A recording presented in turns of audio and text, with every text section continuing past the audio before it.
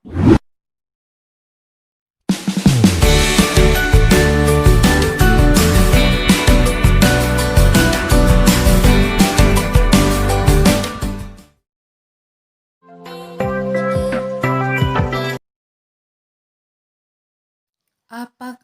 anak-anak pernah mengampuni? Sebaliknya, apakah anak-anak pernah diampuni?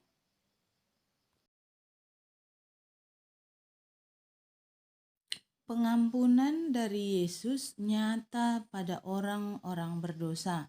Mari kita simak pelajaran kita berikut ini. Yesus yang mengajarkan tentang pengampunan. Teman-teman, seperti yang telah kita pelajari bersama, sesungguhnya manusia itu selain sebagai makhluk individu, manusia adalah makhluk sosial, di mana manusia membutuhkan kehadiran sesamanya agar manusia itu tetap hidup. Nah, namun kita tahu bahwa dalam kehidupan sosial, kadang-kadang kita juga mengalami peristiwa suka. Peristiwa suka tentu tidak masalah karena kita membuat kita bahagia. Namun kita tidak boleh lupa ada juga peristiwa duka yang membuat kita mungkin menjadi merasa sedih.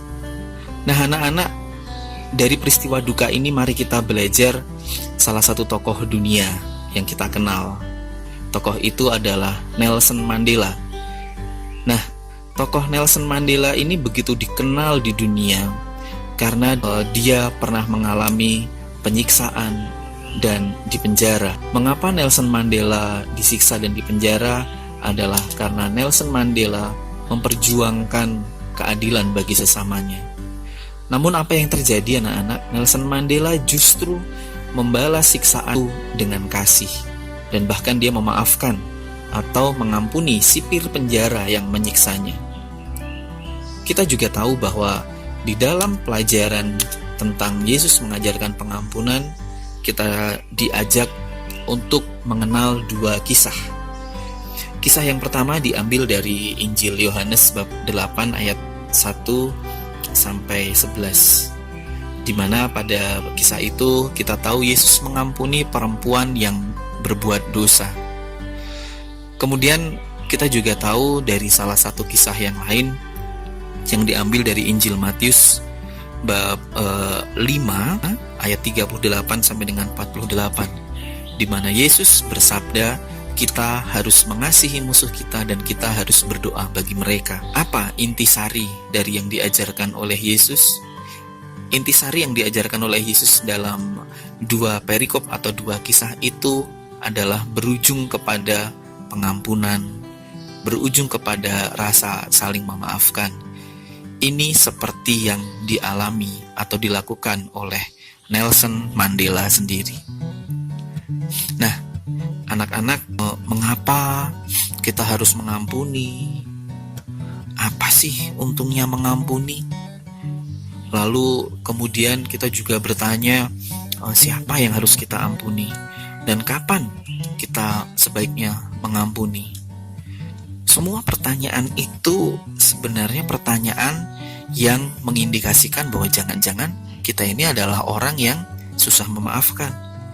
Padahal kalau kita tahu anak-anak, mengampuni ini ujung-ujungnya adalah supaya kita bersama bisa menciptakan hidup yang damai dan bahagia.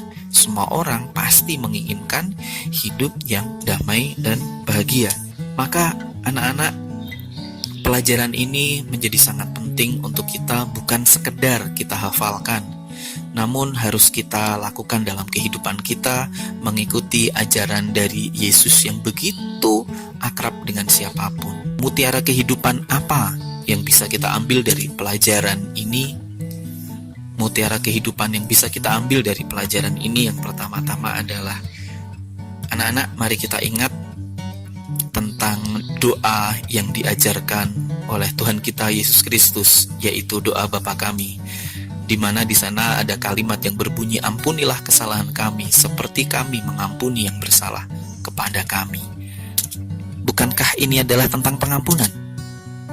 Nah, mutiara kehidupan yang kedua adalah kita ingat ajakan Yesus yang mengatakan bahwa ketika ada yang bertanya, Yesus, berapa kali kita harus mengampuni sesama kita? Yesus menjawab dengan sangat tegas, mengampuni itu harus kita lakukan sebanyak 70 kali 7 kali. Artinya adalah kita harus mengampuni sesama kita tanpa batas. Nah, anak-anak, ujung dari ini semua adalah kita kembali harus menyadari bahwa sebagai makhluk sosial kita tidak bisa lepas dari peran serta kehadiran orang lain. Karena kita ingin menciptakan dunia yang lebih baik. Mengapa kita harus mengampuni? Karena kita adalah satu.